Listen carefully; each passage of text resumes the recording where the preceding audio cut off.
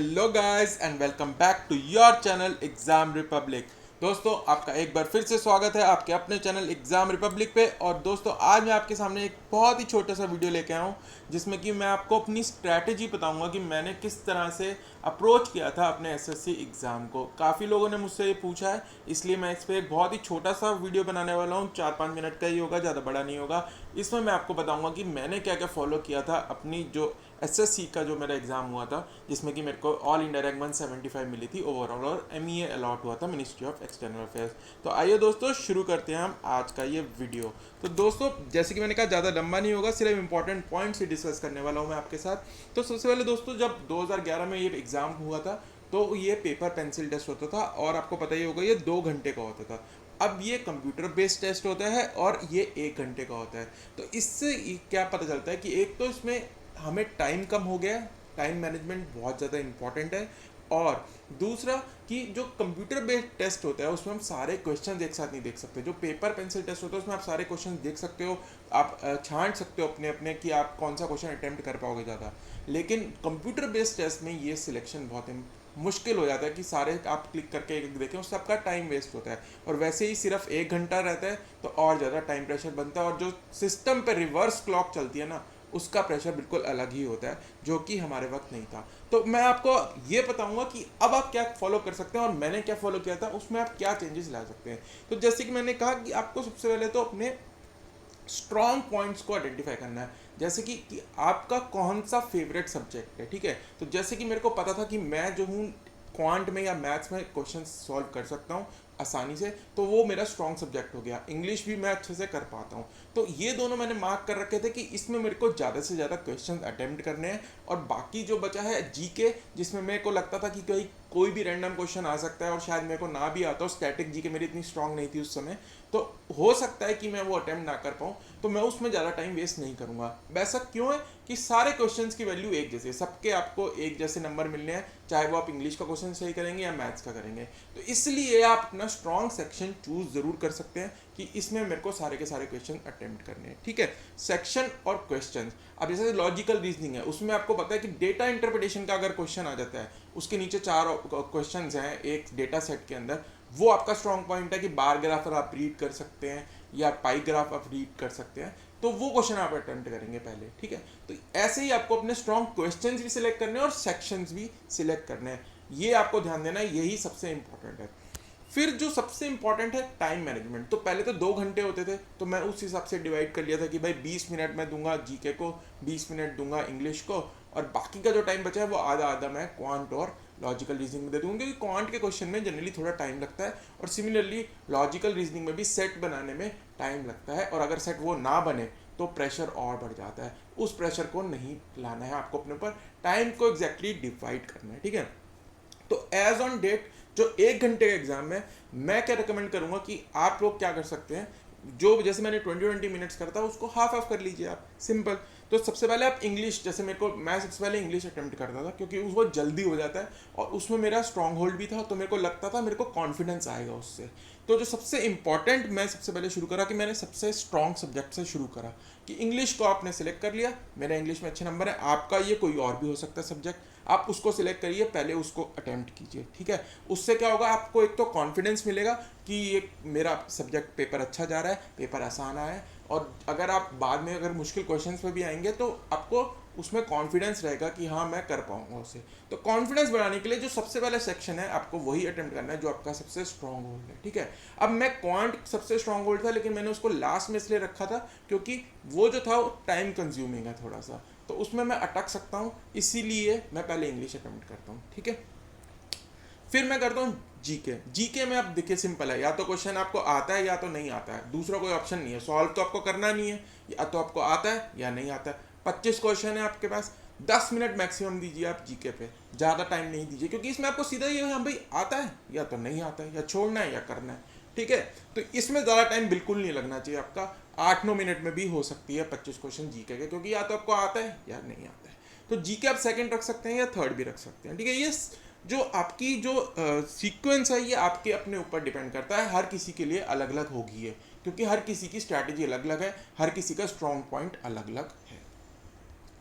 फिर मैं तीसरा देता था लॉजिकल रीजनिंग, 40 मिनट्स देता था, आप 20 मिनट्स रखिए इसको, काफ़ी होते हैं 20 मिनट्स में 25 क्वेश्चन हो जाते हैं, ठीक है। नहीं भी होंगे तो 20-21 तो कर ही लोगे 20 मिनट में, ठीक। और अंत में क्वांट में सबसे ज़्यादा जो ध्यान रखने वाली बात है, आपको किसी क्वेश्चन पे अटकना नहीं है। क्वांट में ये सबसे ज़्यादा प्रॉब्लम आती है कि आप सॉल्व करने लगते हैं, पहली बार में आंसर नहीं निकलता है, आप उसके पीछे लग जाते हैं कि ये तो मैं सॉल्व करके रहूँगा क्योंकि ये तो मेरे को आता है, ये मेरा टॉपिक है, मैंने पढ़ा हुआ है ये, तो उसको छोड़ देना आपको क्वेश्चन को, वो आपको अटेम्प्ट नहीं करना। अगर एक बारी में आंसर नहीं निकल रहा है तो स्किप करिए फॉर द टाइमिंग, अगर टाइम बचे तो बाद में आ जाइए। इसीलिए क्वांट सबसे लास्ट में रखना चाहिए क्योंकि टाइम कंज्यूमिंग होता है। 20 के ये कब 25 मिनट लगा देंगे आप शुरू में अगर करेंगे तो आपको पता ही नहीं चलेगा कि 25 मिनट या आधा घंटा आपने क्वांट में लगा दिया 25 क्वेश्चन में। अब बाकी आधे घंटे में आपको 75 क्वेश्चन करने हैं, प्रेशर आएगा, स्किप करोगे। इसलिए क्वांट को हमेशा मैं लास्ट में रखता हूँ, चाहे मेरा ये स्ट्रॉन्ग होल्ड है, ठीक। तो ये आप अपने हिसाब से ऑर्डरिंग सिलेक्ट कर सकते हैं, ठीक है। और ये जो टाइम डिवीजन है इसको स्ट्रिक्टली फॉलो कीजिए। जैसे अगर आपके सपोज करिए क्वांट आपने सिलेक्ट कर लिया पहले और आपके 15 क्वेश्चन ही होते हैं 20 मिनट के अंदर, बाकी के 10 छोड़ दीजिए फॉर द टाइम बिंग, नहीं तो बाकी का पेपर रह जाएगा। हो सकता है कि दूसरे सेक्शन में इंग्लिश में या जीके में आसान क्वेश्चन हो जो कि एक क्लिक पे आप मतलब आंसर कर सकते हैं। जैसे कि जीके में जैसे कुछ स्टैटिक पार्ट है आपको आता हो, वो क्वेश्चन आपका मिस हो सकता है। इसलिए अगर आपने जो टाइम डिवीजन दी है उसको फॉलो कीजिए स्ट्रिक्टली। ये मैं आपको कहूँगा कि स्ट्रिक्टली फॉलो कीजिए। अगर आपका क्वेश्चन छूट रहा है उस समय के लिए छोड़ दीजिए, अगर बाद में बचेगा तो हम दोबारा आ जाएंगे, लेकिन फॉर द टाइम बिंग अगर 20 मिनट हो गए मेरे लॉजिकल रीजनिंग के, मैं छोड़ दूंगा उसको। ये मैं फॉलो करता हूँ, ठीक है। Do not waste time on one question में आपको बता दिया कि एक क्वेश्चन के ऊपर ज़्यादा टाइम नहीं लगाना है। अगर 1 मिनट के अंदर या 1.5 मिनट के अंदर आपका मैथ्स का कोई क्वेश्चन नहीं सॉल्व हो रहा है, स्किप कर दो, क्योंकि वो आपको अटकाए रखेगा। आपको उससे मतलब अट्रैक्शन हो जाती है कि भाई लगाव हो जाता है, ये तो मेरे को सॉल्व करना ही करना है, ईगो पे भी आ जाती है कभी कभार बात, ठीक है, कि ये तो मेरे को आता है, मेरे को करना ही करना है। तो ये नहीं करना है आपने, वो क्वेश्चन छोड़ देना है फॉर द टाइम में, अगले क्वेश्चन को स्किप कीजिए और अपना सिलेक्ट कीजिए। जैसे कि मैंने कहा DI का जैसे क्वेश्चन आसान है तो डेटा इंटरप्रिटेशन पे चले जाइए सीधा, अगर आप सिलेक्ट कर पाएँ, स्किप कर पाएँ जल्दी जल्दी, ठीक।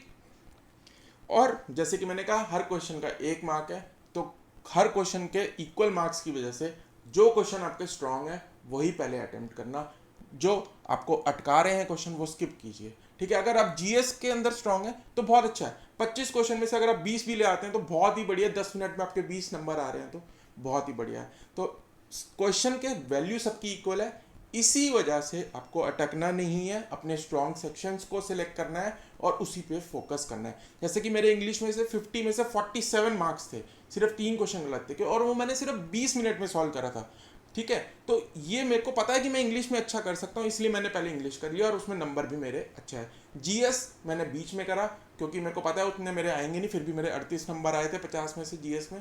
तो वो भी आपको ध्यान रखना है कि भाई नंबर सबके इक्वल रहेंगे, तो इसीलिए जो है टाइम डिवीजन को फॉलो करना बहुत इंपॉर्टेंट है। GS के लिए मैं आपको यही कहूँगा कि GS में आप ना वो वाला एक ही सोर्स को पकड़ के रखिए। जैसे हमने क्या करा था, मैंने अपने टाइम में जैसे GS में लूसेंट ही पकड़ ली भाई, ठीक है भाई, लूसेंट की बुक से ही पढ़ना है, इसके अलावा कुछ और नहीं देखना है स्टैटिक जीके के लिए। तो आप भी एक ऐसा ही सोर्स पकड़िए लूसेंट, जैसे आप पूरी नहीं कर पाएंगे, अभी टाइम बहुत कम रह गया, तो मैं कोशिश करूँगा कि उसको इंपॉर्टेंट टॉपिक जो है उनमें से सिलेक्ट करके मैं आपको बताऊँ, स्पेशली जनरल साइंस से रिलेटेड जो है, जो बार बार पूछे जाते हैं, रिपीट होते हैं वो क्वेश्चन, अलग अलग एग्जाम्स में भी रिपीट होते हैं। तो वो मैं आपके लिए कोशिश करूँगा कि अगले 4-5 दिन में कुछ इंपॉर्टेंट टॉपिक्स लाऊँ, लूसेंट में से लाऊंगा और कुछ इंपॉर्टेंट अपने हिसाब से बनाऊंगा उसको, और इंपॉर्टेंट टॉपिक ही आपको बताऊंगा। तो एक ही उस सोर्स को फॉलो कीजिए, करंट अफेयर्स की भी एक ही सोर्स फॉलो कीजिए, या तो एक मैगजीन पकड़ लीजिए या जो भी आप चैनल फॉलो करते हैं उसके करंट अफेयर्स को फॉलो कीजिए, लेकिन उसी एक सोर्स से करिए, ज़्यादा सोर्स से करेंगे आप कंफ्यूज होंगे, ठीक। और lastly keep it simple. Keep it simple से मेरा मतलब है कोई टेक्निक फॉलो करने की आपको ज़रूरत नहीं है ज़्यादा। अब क्या है, मैंने कई चैनल्स पे देखा है कि वो सिखा रहे हैं भाई जैपनीज़ लाइन बना के आप मल्टीप्लिकेशन कर सकते हैं। अगर जैपनीज़ लाइन बना के मैं टाइम हो मेरे पास करने का मल्टीप्लिकेशन एग्ज़ाम के अंदर, तो भाई फिर तो कोई बात ही नहीं है, इतना टाइम होता ही है। मैं नॉर्मल अगर मल्टीप्लिकेशन कर लूँ वो जैपनीज़ लाइन से ज़्यादा आसानी से जल्दी हो जाएगी, ठीक है। तो ये सब आपको फॉलो एग्जाम में नहीं करना, वो मैजिक के अंदर अच्छा लगता है कि हाँ भाई जादू से मल्टीप्लाई कर दिया हमने, मैथ मैजिक जिसको कहते हैं, तो वो आप वहाँ पे नहीं करिए, बिल्कुल भी अवॉइड कीजिए। और जैसे वैदिक मैथ्स की कुछ टेक्निक्स हैं वो रियली हेल्पफुल हैं, मल्टीप्लिकेशन की भी हैं, डिवीजन की भी है, प्रोपोर्शन की भी है, वो आप फॉलो कर सकते हैं अगर आप उसमें प्रैक्टिस कर लीजिए। उसमें क्या है, जैसे मल्टीप्लिकेशन आप एक लाइन में लिख देते हैं नंबर फटाफट से, तो वो आप ज़रूर फॉलो कर सकते हैं। वो मैंने चैनल पे ऑलरेडी डाल रखी है वैदिक मैथ्स की, वो आप देख सकते हैं। वैदिक मैथ्स का वो 7-8 वीडियोज़ है, बहुत अच्छी रहती हैं, काफ़ी हेल्पफुल रहती हैं। अगर आपके पास टाइम है तो उनको ज़रूर देख के फॉलो कर सकते हैं आप वैदिक मैथ्स की। लेकिन जो और एक्स्ट्रा टेक्निक्स है ना, वो मत, मैं कहूँगा आप बिल्कुल अवॉइड कीजिए। कोई ज़रूरत नहीं है आपको उन टेक्निक्स की, क्योंकि उनसे ज़्यादा सिंपल नॉर्मल मल्टीप्लिकेशन होती है। वो जो क्रॉस, वो जो लाइनें बना के इतना टाइम होता ही नहीं है वहाँ पे। ठीक है, तो सिंपल रखिए, जो आपको आता है उसी तरीके से कीजिए। वैदिक मैथ्स नहीं आती छोड़ दीजिए, नॉर्मल तरीके से करिए, टाइम लगेगा लेकिन आंसर तो सही आएगा ना। तो वो सब नहीं करना है आपने, जितना आता है उसी हिसाब से करना है। तो दोस्तों यही कुछ पॉइंट्स हैं इंपॉर्टेंट जो मैं आपके साथ शेयर करना चाहता था, जो मेरे से लोग पूछ रहे थे कि आपने कैसे प्रीलिम्स के एसएससी के स्पेशली आपने फोकस किया था, तो मैं उस हिसाब से आपको इंपॉर्टेंट पॉइंट्स बता दिए। मेन जो है इसमें मैं आपको ये कहूँगा, टाइम मैनेजमेंट ही सबसे ज़्यादा मेन है। टाइम अगर आपने मैनेज कर लिया ना सही से सेक्शन वाइज, तो आप ये प्रीलिम्स तो बहुत आराम से निकल जाता है, कोई इशू नहीं आता है। ठीक है, तो दोस्तों मैं कोशिश करूँगा कि टॉपिक्स जो स्टैटिक जीके के हैं, जैसे जनरल साइंस के, लूसेंट से इंपॉर्टेंट टॉपिक्स आपको जरूर शेयर करूँ आने वाले दिनों में एग्जाम से पहले आपके। तो दोस्तों यही था मेरी स्ट्रैटेजी प्रीलिम्स की। आपकी बिल्कुल अलग हो सकती है, कोई डाउट नहीं है, हर बंदे की अपने हिसाब से हो सकती है। लोगों ने मुझसे पूछा था तो मैंने अपनी स्ट्रैटेजी शेयर कर दी आज आपके साथ इस माध्यम से। तो दोस्तों मिलते हैं हम अगले वीडियो में, तब तक के लिए bye bye and happy learning. और अगर आप चाहते हैं कि ऐसे वीडियोस आपके साथ आते रहें, करंट अफेयर्स की जो हम सीरीज चलाते हैं वो मिलती रहे आपको रेगुलरली, तो चैनल को सब्सक्राइब कर लेना, एज वो ही एक्चुअल रिवॉर्ड होता है हमारा इतनी मेहनत करने का। दोस्तों मिलते हैं अगले वीडियो में, तब तक के लिए bye bye and happy learning.